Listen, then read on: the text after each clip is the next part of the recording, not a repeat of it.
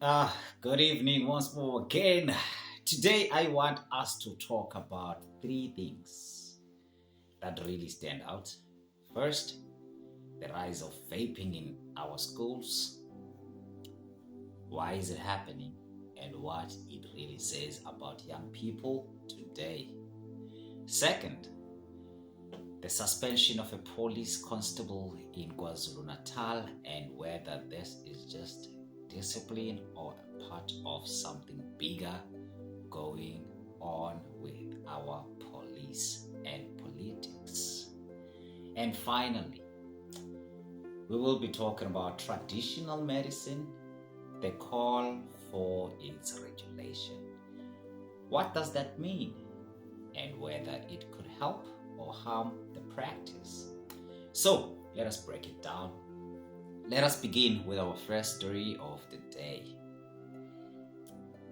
Vaping in schools. I'd like to ask a question first before we go further. Why are so many learners vaping? Otherwise, before you answer that, I don't need your answer. But if you have, you can comment in the comment section.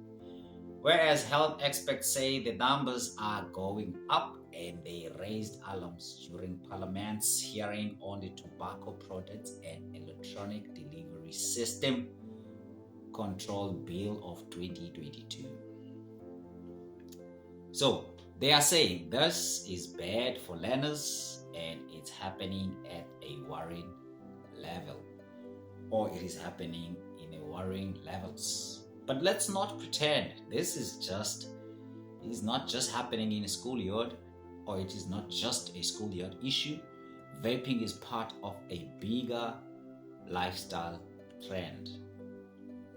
It's closely tied to smoking, flavored tobacco, alcohol pipes, and weekend partying.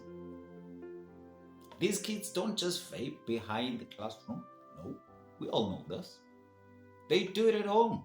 Sometimes, and in most cases, they even do it in front of their parents.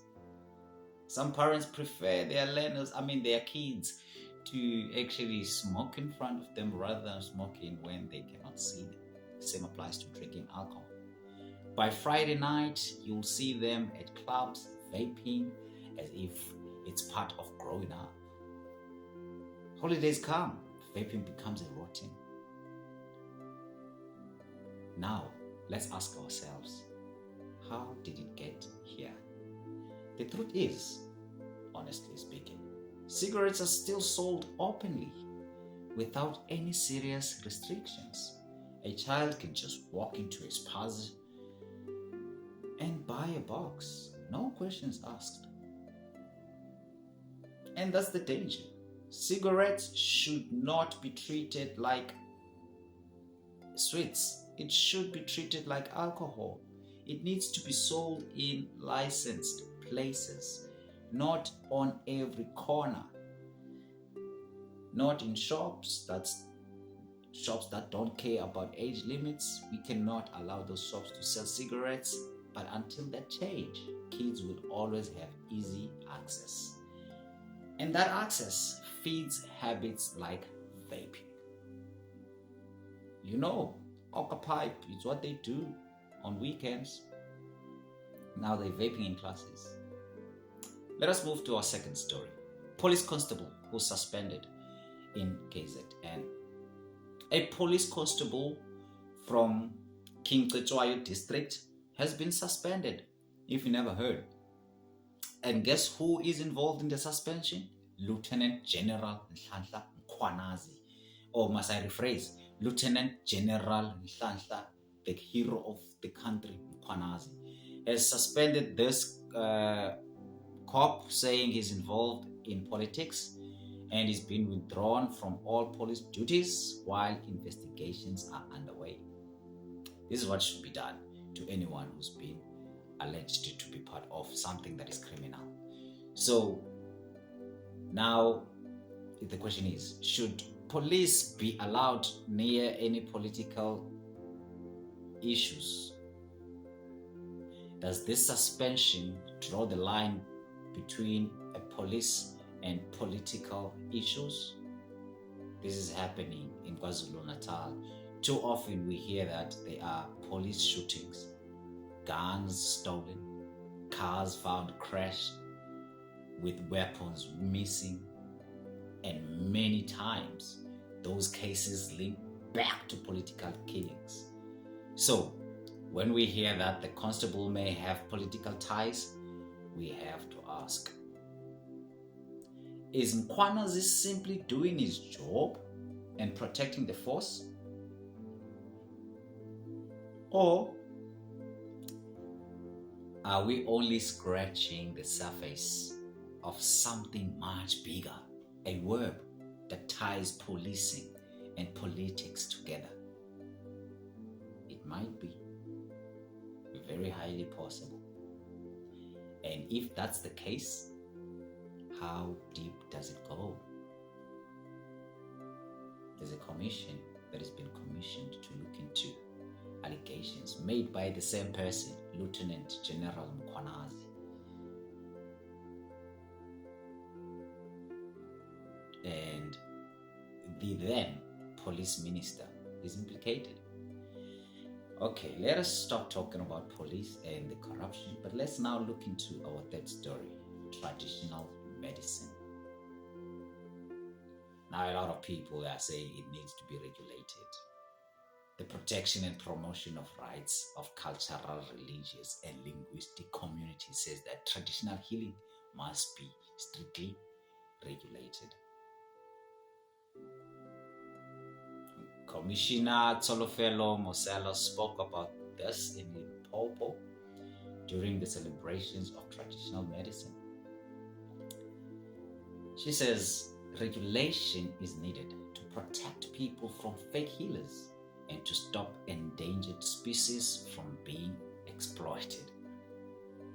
There's just a lot happening in that industry, But here's the question. Can you really regulate something like traditional healing the same way you'd regulate Western medicine? Because traditional medicine is not just treatment like the foreign medicine. It's all about culture. It's all about spirituality. It's something that connects people to who they are, The endangered species, meaning that the slaughterings that happen when someone is trying to connect with their ancestors, does that need to be regulated? And once the government steps in, there's always the risk of changing its true form. So what happens if regulations turn real, healing into packaged products, items that don't help but mislead?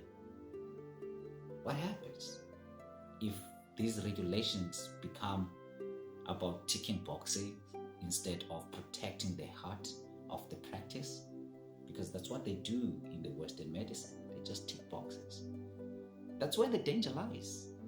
Now, don't get me wrong, all right? People do need protection from bogus practitioners, those who claim to be healers. And registration could help build trust, because we don't trust something that is not regulated, something that is not registered. But it has to be done carefully, you know what I mean? Hospitals also should actually include traditional doctors alongside medical doctors. It would be very, very African, going to the hospital and before or after seeing the Western doctor, you just go to see the traditional one. That would bring balance. But if regulations strip away the cultural side, then we lose more than we gain. So, in closing, vaping in schools, politics in the police force, and the future of traditional medicine. These are the three issues we've looked at, but they are all connected to how our society is shaped. And the question is, how do we deal with them?